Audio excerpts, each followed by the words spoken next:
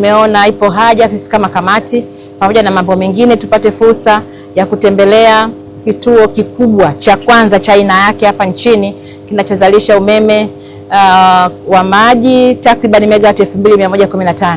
Baada ya kufika eneo hili, kiukweli mimi pamoja na wajumbe wenzangu tumeona kazi kubwa na nzuri iliyofanyika ambayo imeweka historia katika nchi yetu ya miradi mikubwa ya uzalishaji umeme. Kimsingi tunampongeza Mheshimiwa Rais Dr. Samia Suluhu Hassan kwa uongozi wake madhubuti kwa sababu tangu ameingia madarakani aliukuta mradi huu ukiwa na 33%.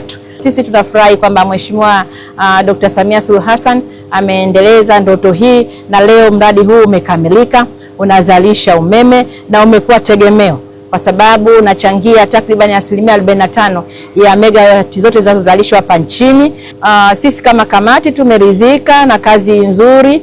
Tutaendelea tu kuishauri serikali yetu kukamilisha miundombinu ya usafirishaji ili umeme unaozalishwa hapa ambapo imekuwa ndoto ya muda mrefu utumike nchi nzima. Kwetu sisi kama Wizara ya Nishati, pongezi hizi kwetu inakuwa ni kama deni, kwa maana kwamba tunatakiwa kuhakikisha mitambo hii inaendelea kufanya kazi kwa ufanisi wa hali ya juu, na wakati wote tuendelee kuhudumia nchi kama tulivyopewa dhamana ya kusimamia masuala ya umeme nchini.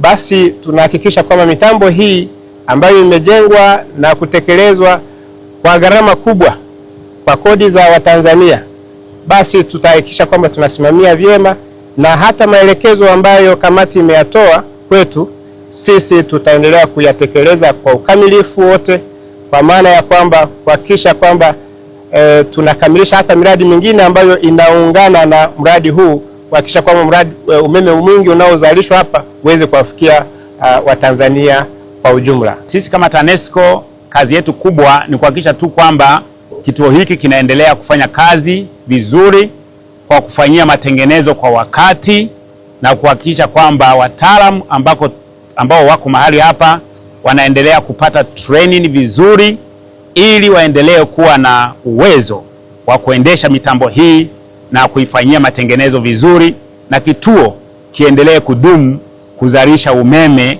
wakati wote.